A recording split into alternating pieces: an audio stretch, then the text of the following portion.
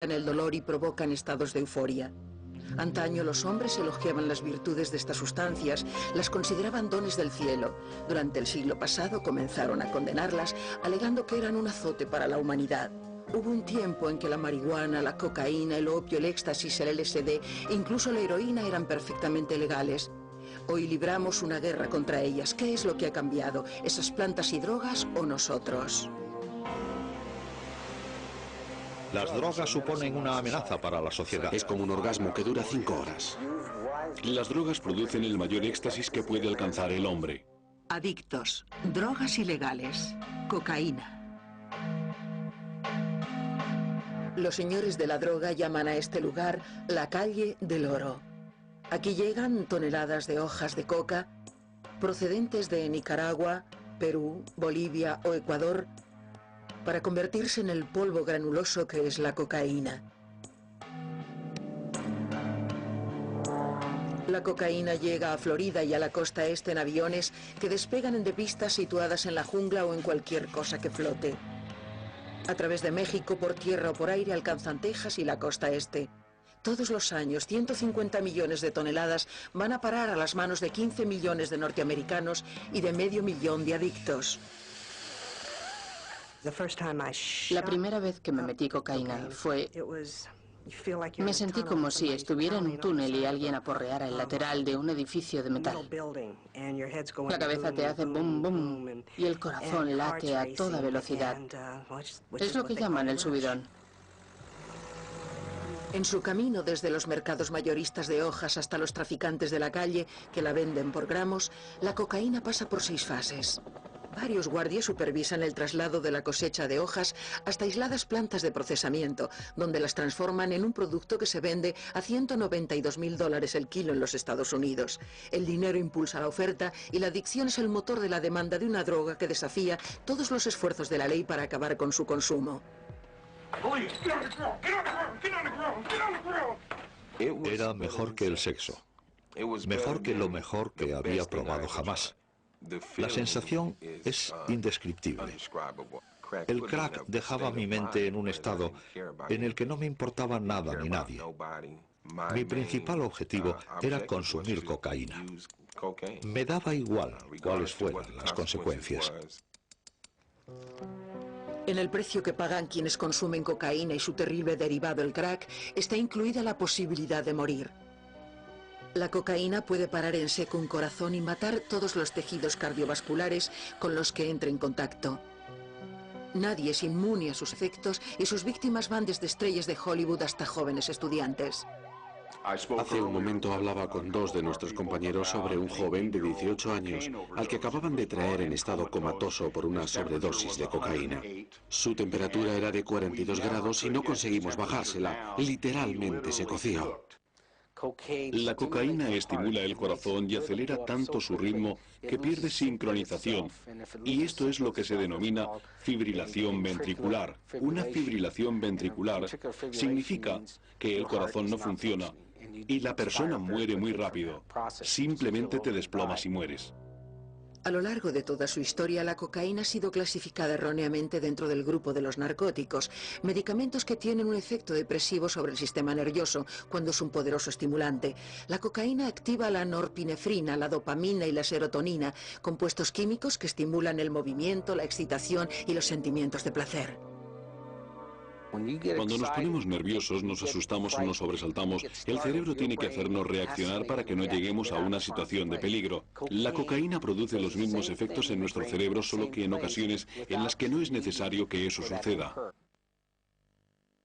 De todas las drogas ilegales de Norteamérica, lo que hace a la cocaína tan única es su poder de adicción a un sentimiento de placer. En un experimento llevado a cabo en 1972, los científicos inyectaron cocaína a varios monos y les colocaron en una situación que les obligaba a decidir entre ver a otros monos o recibir inyecciones de droga en cantidades ilimitadas, pero en un aislamiento completo. Los monos decidieron quedarse solos con la cocaína e incluso la preferían a la comida, hasta el punto de que algunos murieron de hambre. Esta es la sorprendente prueba de lo poderosa y peligrosa que puede ser la adicción a la cocaína tras una sola dosis. Pero antes de convertirse en una de las drogas más adictivas del mundo moderno, la cocaína no era más que una docena de alcaloides o compuestos químicos naturales que se encontraban en las hojas de la planta Erythrocylon coca. Los antiguos habitantes e indígenas nativos de Sudamérica las masticaban para aumentar sus energías. Las antiguas tribus andinas creían que era un regalo de los dioses y reservaban sus placeres para los sacerdotes y los miembros de la realeza. Con el tiempo, su uso se extendió al pueblo llano, que consumía estas hojas para superar la fatiga provocada por el aire de los Andes, poco abundante en oxígeno. La utilizaban cuando hacían una pausa, en lugar de tomarse un café como nosotros, mascaban hojas de coca, que en realidad es chupar coca. Se metían un montón de hojas en la boca y un poco de una sustancia alcalina y las chupaban durante 45 minutos. Así conseguían un efecto que no es tan diferente del que produce una taza de café con toda su cafeína. En su hábitat natural, la hoja de coca no era más que un estimulante herbal que carecía de efectos secundarios. Pero eso pronto cambiaría, ya que en 1850 los secretos de la coca atrajeron la atención de un médico italiano.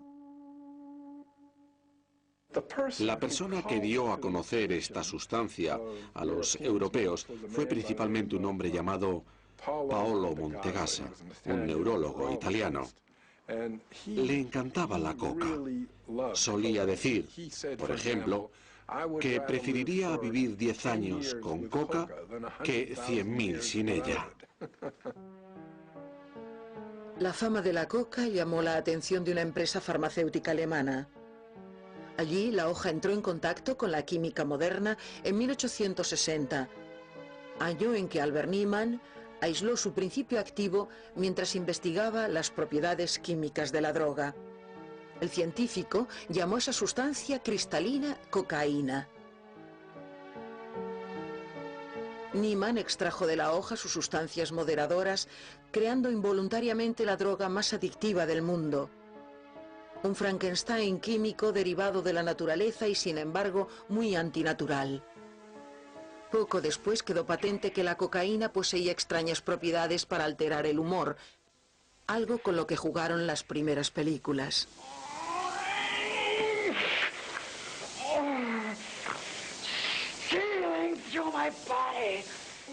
Aunque Niemann buscaba una droga que fuera beneficiosa para la humanidad, su descubrimiento tendría el efecto contrario. Pasada una generación, la cocaína ya era conocida como el tercer azote del mundo, por detrás del alcohol y el opio. Otro genio maligno andaba suelto por el mundo sin que nadie lo supiera. Antes de que se pusiera coto a sus nocivos efectos, la cocaína llevó al caos durante varias décadas a quienes subestimaron su poder. Is this something really good? It's nothing like it. First thing you know, you'll want nothing else but.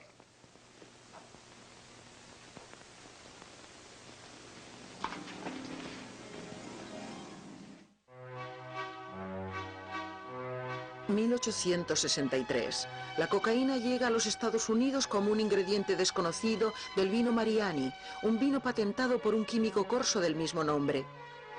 Nadie había oído hablar antes de la cocaína ni sabía lo que era, pero a todo el mundo le gustaba. Tuvo un éxito enorme y amasó una fortuna con su producto. Era un promotor muy astuto y sagaz. Había conseguido que 3.000 médicos firmaran la promoción del vin Mariani. Además, entre sus consumidores se encontraban muchas celebridades, personas como Thomas Edison. Cuentan que el Papa León XIII jamás iba a ningún lugar sin llevar una petaca de este vino bajo su túnica. De hecho, Mark Twain compró grandes cantidades de vino Mariani y se las hizo llegar a Ulysses Grant, quien se consumía por un cáncer de garganta y luchaba contra terribles dolores para escribir sus memorias. Lo consideraban un tónico vigorizante que resultaba de gran ayuda para mitigar el malestar ocasionado por cualquier tipo de dolencia.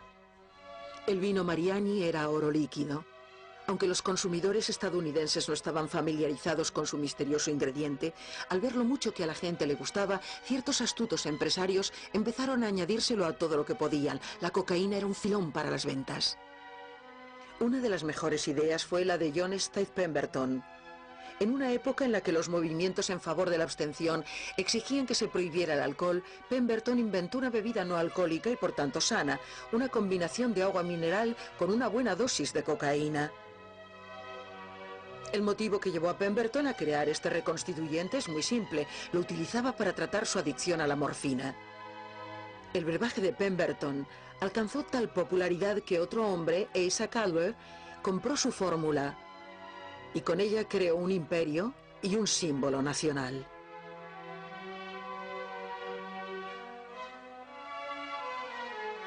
Candler fue quien introdujo los taburetes en los establecimientos. Así la gente podía entrar y decir, ponme un estímulo. Y por un par de peniques les daban un vaso de Coca-Cola, de la clásica, de la que tenía cocaína. Y sí, se sentía mejor y con más energías. Lo anunciaban como reconstituyente para recuperar la energía y además de un gran remedio para el dolor de cabeza. Todo eso por 5 centavos. Hay muchos carteles en los que aparece un militante del movimiento en favor de la abstención bebiendo un vaso de Coca-Cola para recuperar fuerzas mientras clama contra el alcohol. No podían imaginar que después la cocaína sería mucho más odiada que los licores. En cuanto a la adicción a las drogas se refiere, Pemberton sustituyó la morfina por la cocaína. Pero el atractivo de la cocaína no se detuvo en un tónico reconstituyente de agua mineral y burbujas. Amasó una fortuna como ingrediente de los medicamentos que no necesitaban receta médica, como infusiones o estimulantes. Y si consideramos que una medicina es buena si quita el dolor, entonces la cocaína es el remedio perfecto. La cocaína, como la morfina antes que ella, estaba considerada un remedio milagroso y uno de los grupos que más partido sacó de ella fue la Asociación de la Fiebre del Heno. Como la cocaína estrechaba los vasos sanguíneos, parecía que podría ser una cura apropiada para los enfermos de asma. Por eso muchos preparados para combatirla contenían cocaína o coca. En 1890 la cocaína ya está en todas partes y se usa para todo. Los jugadores de béisbol la consumen en el diamante, algo que en estos momentos hubiera supuesto su expulsión del partido. La cocaína se envía a los astilleros y a los campos para que los obreros afroamericanos puedan trabajar más tiempo y sin cansarse. Incluso se populariza esta sustancia en uno de los libros más vendidos de la época, La solución del 7%. En él aparece como la droga favorita del sagaz y osado Sherlock Holmes, quien se la inyecta ansioso todos los días.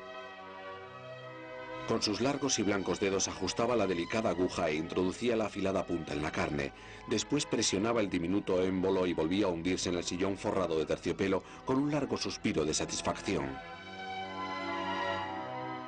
Las historias de Sherlock Holmes nos ayudan a comprender la primera epidemia de la cocaína, porque todas comienzan con una actitud favorable hacia las drogas. Se tolera su consumo y además entusiasma. Pero con el paso del tiempo, digamos unos 20 años, la gente empieza a cambiar de opinión. Ven los efectos que tiene a largo plazo, las paranoias, el comportamiento violento, y de repente sienten un gran miedo a la cocaína. En esta época en que la cifra de adictos a la morfina no dejaba de aumentar entre los veteranos de la guerra civil y la de alcohólicos alcanzaba cotas muy elevadas, se utilizó la cocaína para curar ambas dependencias. El tratamiento llamó la atención de un joven neurólogo austriaco, su nombre Sigmund Freud. Freud se dedicó a estudiar esta sustancia mágica, como él mismo la llamaba. Creía que simplemente te hacía más normal. Era algo maravilloso que te daba energía, mejoraba tus nervios y te hacía sentir mejor en general. Para Freud era la droga maravillosa. Ansioso por estudiar los efectos de esta droga, Freud decide convertirse en una especie de conejillo de indias para experimentar con ella y empieza a administrársela a sí mismo. Tras uno de sus primeros experimentos, Freud anota cómo la droga aumenta su excitación sexual cuando se encuentra con su prometida y plasma sus sentimientos en una carta de amor para ella. Pobre de ti, princesa, cuando llegue. Te besaré hasta la saciedad y te alimentaré hasta que no puedas más. Y si te resistes verás quién es más fuerte, si una jovencita que no come lo suficiente o un hombre grande y salvaje que tiene cocaína en el cuerpo. Freud se volvió adicto a la cocaína antes incluso de saberlo. La consumía por la mañana, por la tarde y por la noche. Como hombre de ciencia que era, notó todas sus emociones, su temperatura corporal y su potencia muscular.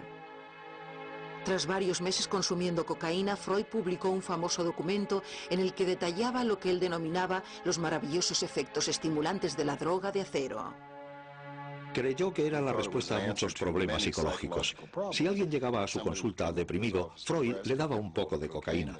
Decía que era una droga milagrosa. Y si al día siguiente el enfermo regresaba y seguía deprimido, le daba un poco más.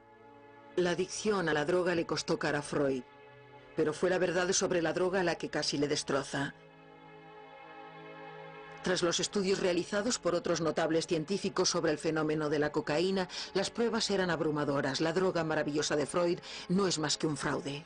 Un médico llamado Erlenmeyer hizo un doble estudio a ciegas que consistía en administrar cocaína a adictos a la morfina y llegó a la conclusión de que no les hacía ningún bien. Y de hecho predijo que sería el tercer gran azote de la raza humana después del alcohol y del opio. Tras el desafío que le lanzaron Erlenmeyer y otros, Freud vio cómo empezaba a cuestionarse su reputación. Entonces se marchó de Viena y se trasladó a París para dejar atrás su historia con la cocaína. Nunca volvió a consumirla.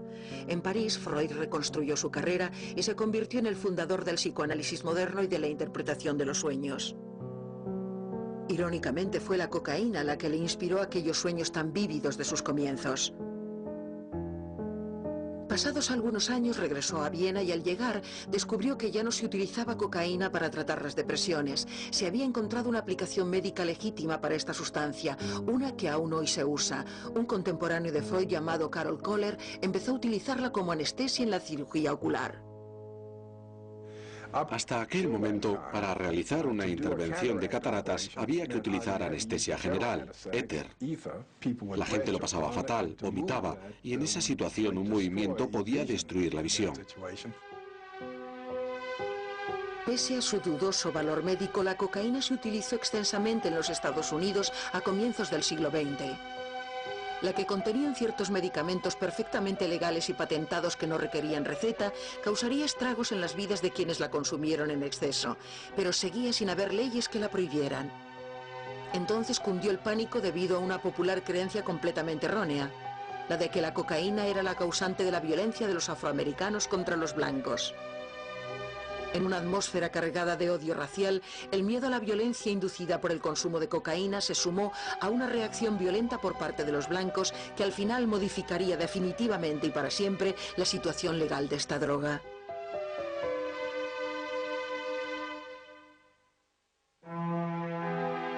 Hace 100 años la cocaína era un producto de importación legal y barato que en los Estados Unidos se utilizaba de forma generalizada como reconstituyente y estimulante. El doctor Hamilton Wright, comprometido con la cruzada antiopio, incluso sugirió que se suministrara cocaína a los estibadores y trabajadores de los muelles afroamericanos para incrementar su productividad.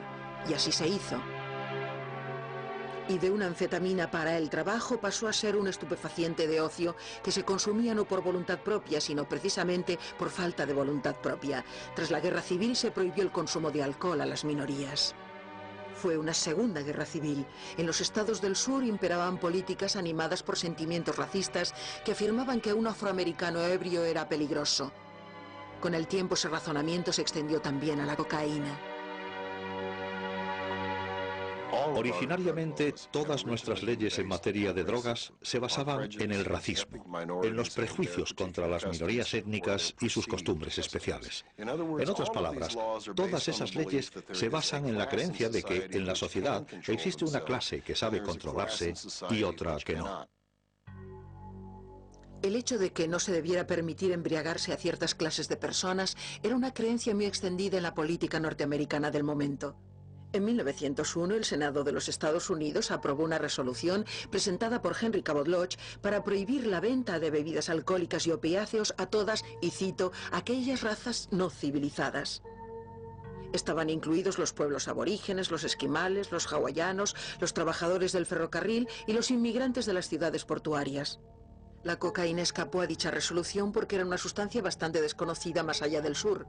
Una década después fue el centro de atención del país cuando los titulares anunciaron: la cocaína es la nueva amenaza del sur. La droga se vio envuelta así en las tensiones raciales del momento. A finales del siglo XIX y principios del XX era una práctica bastante común linchar a los negros. También fue el momento en que se les despojó de sus derechos, de modo que había mucha tensión entre blancos y negros, y se tendía a explicar gran parte de la violencia de los negros contra los blancos, aduciendo que tomaban cocaína. En aquel momento eran muchos los blancos que pertenecían a organizaciones racistas sumamente violentas como el Ku Klux Klan. Se consideraba que la cocaína fomentaba la violencia y se opinaba que la droga y sus consumidores eran peligrosos y debían estar controlados. El 8 de febrero de 1914, el New York Times publicó un artículo en portada titulado «Negros adictos a la cocaína, la nueva amenaza del sur». Y en él se explicaba que el consumo de esta sustancia afinaba su puntería y les hacía resistentes a las balas.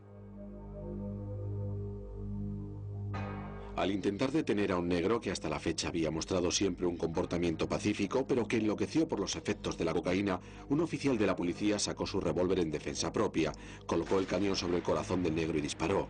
Pero la bala ni siquiera hizo que el hombre se inmutara y tampoco lo consiguió un segundo disparo. Eso forma parte de la mitología de las drogas que surgió a finales del siglo XIX.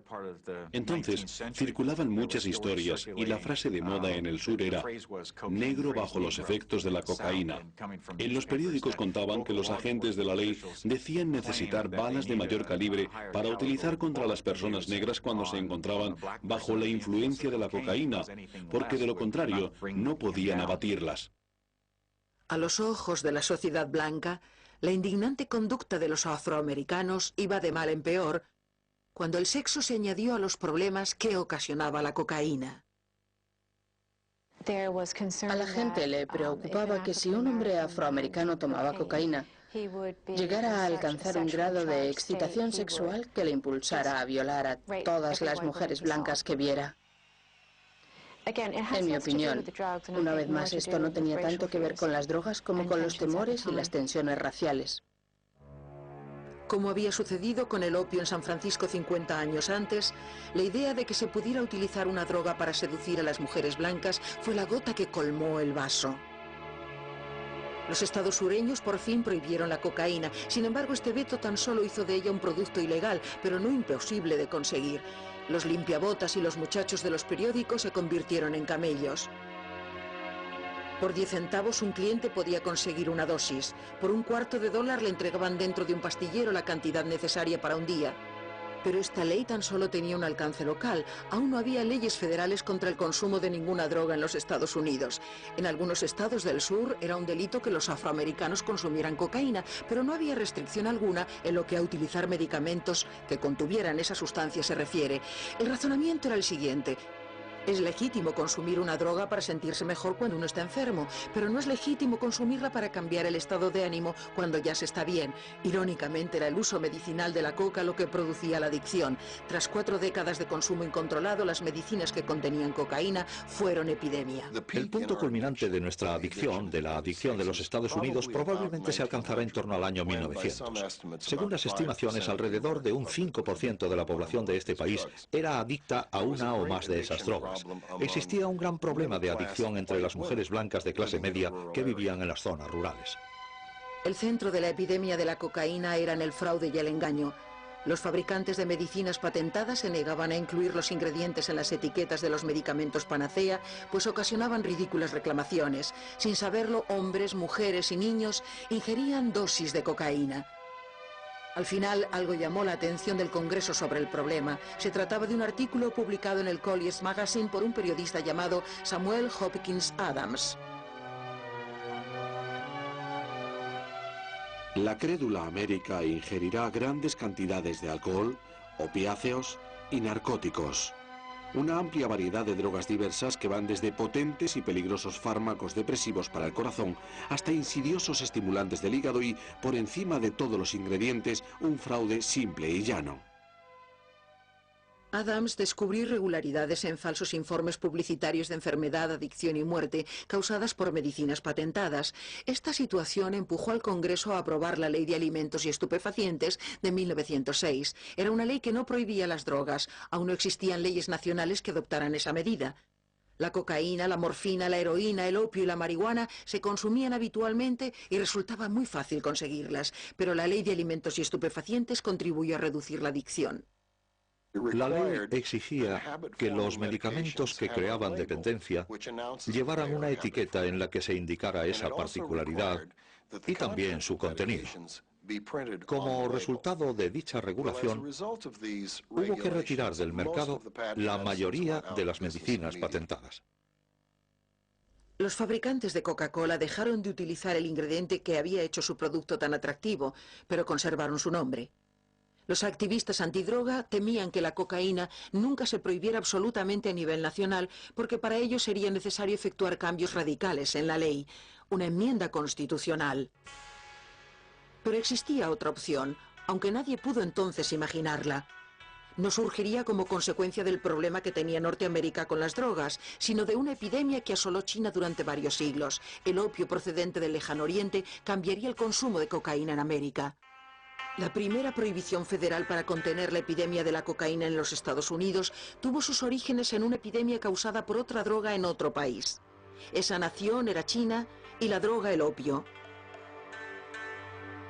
China agonizaba inmersa en una desesperada adicción al opio. Los británicos impusieron ese estupefaciente en el país por medio de la guerra. Durante 100 años China tuvo que soportar los estragos causados por el opio, una terrible situación que se describía una y otra vez. El hábito de fumar opio arroja a familias enteras a la ruina, empuja a dilapidar todo tipo de propiedades y conduce a la ruina al propio hombre. Desgasta la carne y la sangre hasta que la piel comienza a caerse formando bolsas y los huesos quedan tan desnudos como cabañas de madera.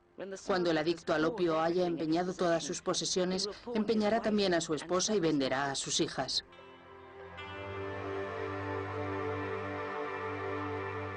Los misioneros americanos instaron a los Estados Unidos a redactar un tratado internacional para prohibir el comercio de opio en el mundo. El tratado exigía que Norteamérica aprobara una legislación interna para respaldarlo. Fue precisamente la aprobación de dicho tratado la oportunidad que la oposición antidroga necesitaba para instituir una ley nacional sobre estupefacientes sin tener que promulgar una enmienda constitucional. El Congreso decidió que la ley se basaría en los poderes del Congreso para gravar y regular el comercio interestatal y de ese modo controlar las drogas recetadas por los médicos. Por fin, los activistas antidroga disponían de un medio para crear la primera ley nacional sobre estupefacientes, que figura dentro de la ley tributaria Harrison de 1914. La ley Harrison no fue el principio de algo, sino la culminación de unos 15 años de trabajo para conseguir un cierto control sobre los estupefacientes en los Estados Unidos. Iniciativa que había encontrado muchos obstáculos porque existía una cierta sensación de división entre las políticas federales y estatales debido a la estricta construcción de la Constitución. Pero la ley Harrison amplió la Constitución porque decía que, en efecto, podía controlar las prescripciones de los médicos, algo que hasta entonces se pensaba era responsabilidad del Estado. El Congreso no conseguía ponerse de acuerdo sobre las drogas que había que regular. La heroína quedó fuera, pero pronto se incluyó. Incluso la cafeína era candidata. Los legisladores sureños aprovecharon la oportunidad para incluir una droga de su elección. Insistieron en que fuera la cocaína. Corrieron esta carrera con gran inteligencia y superaron toda oposición. Los argumentos que presentaron eran ridículos. Contaron historias de hombres negros que violaban y asesinaban a familias blancas y adujeron que ese era un gran problema en el sur. El racismo puso a la cocaína junto al opio, la morfina y la heroína en el ámbito de la ley tributaria Harrison, la primera ley federal sobre drogas. Básicamente lo que se consiguió con esta ley fue gravar con un impuesto a las personas que manejaban las drogas y exigir a los farmacéuticos, boticarios, médicos, importadores y distribuidores que elaboraran unos registros minuciosos. Obviamente, era una manera de saber si un médico prescribía estas sustancias sin control alguno. En la nueva ley federal, la posesión de cocaína era ilegal, salvo en el caso de médicos o farmacéuticos autorizados. Algunos productos con cocaína, que sobrevivieron a la ley de alimentos y estupefacientes, fueron legislados como no existentes. La ley Harrison cambió la legislación sobre la cocaína y también modificó la creencia del sur de que la cocaína no era apta para el consumo humano. Tan solo había una droga en la ley Harrison que no podía formar parte de un medicamento para el que no fuera necesaria receta, la cocaína. Esto pone de manifiesto el cambio de la imagen de dicho estupefaciente desde 1880, cuando se la consideraba buena para los jugadores de béisbol, hasta 1914, año en que ya no se podía encontrar ni una sola gota en un medicamento sin receta. Los médicos podían despachar cocaína siempre que acataran la ley Harrison, que establecía el pago de un impuesto anual, la necesidad de mantener registros precisos y la obligación de prescribir dichos medicamentos únicamente por un tratamiento médico. ¿Pero qué significa exactamente tratamiento médico? ¿Dar cocaína a un adicto entraría dentro de esa consideración? Hasta 1914 era perfectamente legal que un médico prescribiera estas drogas para tratar una enfermedad. No obstante, abastecer a un adicto era algo completamente diferente. En 1919 el Tribunal Supremo tomó una decisión al respecto y declaró que la adicción no era una enfermedad, por lo que un médico no podía recetar drogas sin salirse del marco de la legalidad. El resultado fue un mercado negro. A principios de los años 20 la cocaína dejó de ser una droga que se recetaba. Los médicos ya no la despachaban y otras medicinas libres de las trabas impuestas por la ley Harrison la sustituyeron. Mientras tanto, dio comienzo la vida de la cocaína fuera de la legalidad.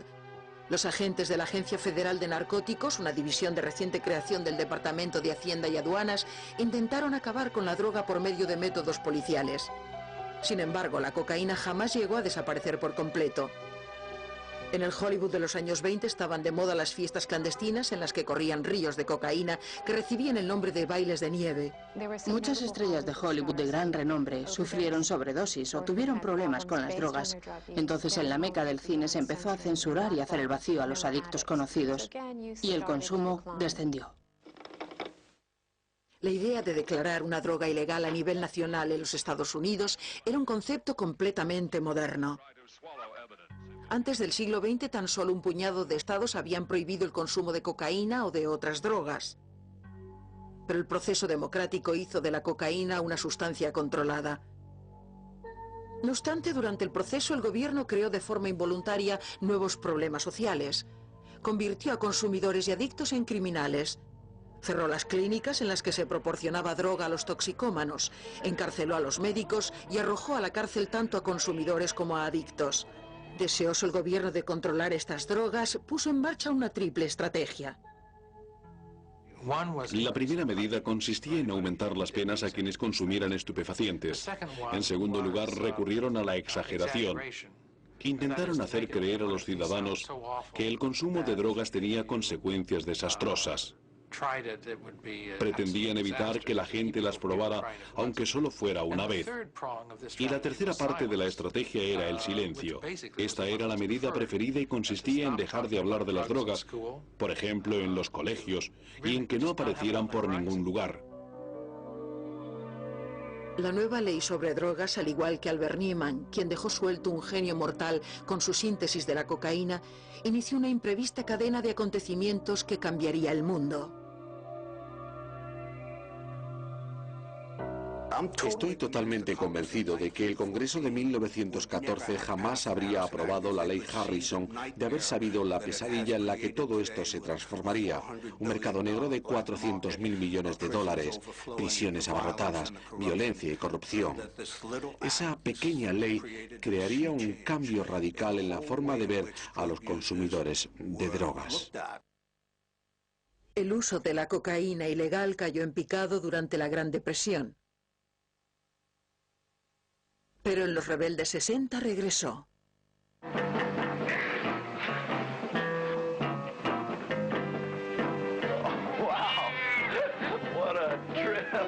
Una década después, esta sustancia se afianzó como la droga más novedosa, actitud característica de la era disco, y una cultura de negación impulsó su consumo.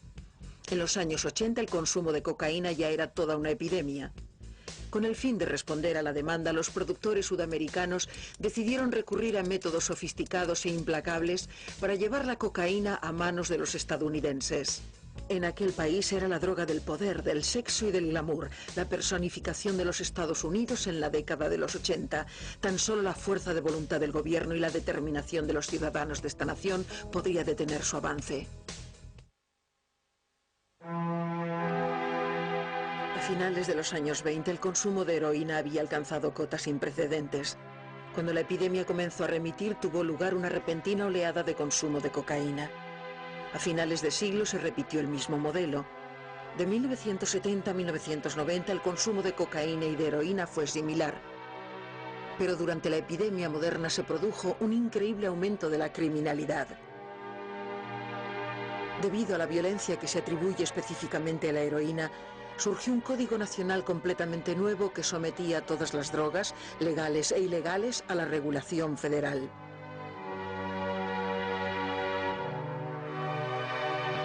Pero no fue solo el consumo de heroína lo que llevó a los legisladores estadounidenses a pasar a la acción.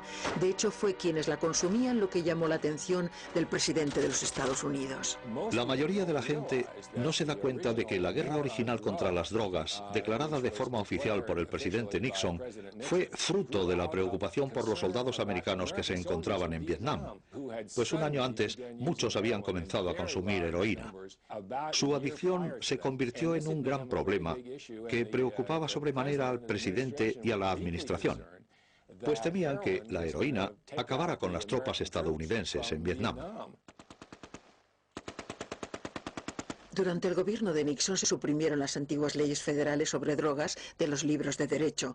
Un régimen moderno las hizo competencia del Departamento de Justicia y del Departamento para el Control de los Estupefacientes. Como en 1914 seguía siendo ilegal poseer cocaína sin autorización, pero las penas y los métodos policiales eran mucho más duros.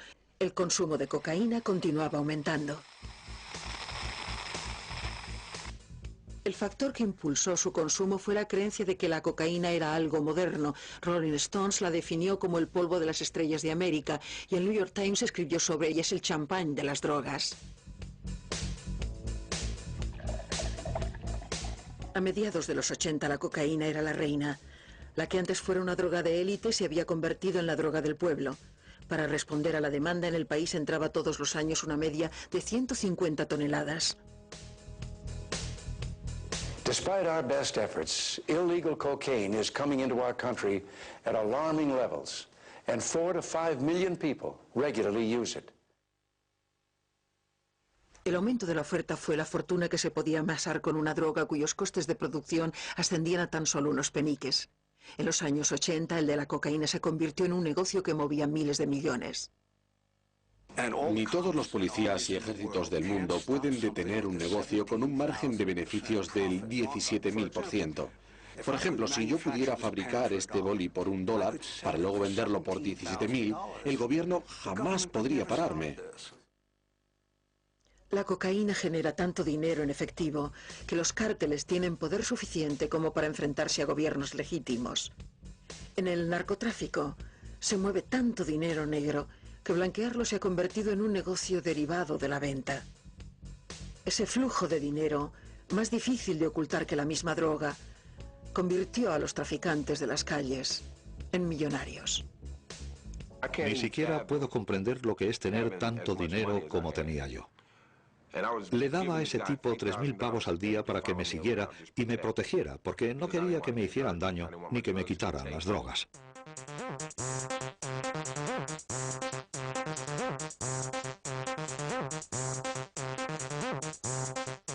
Se invierte mucho dinero en introducir las drogas en los países y mucho también en detener el tráfico.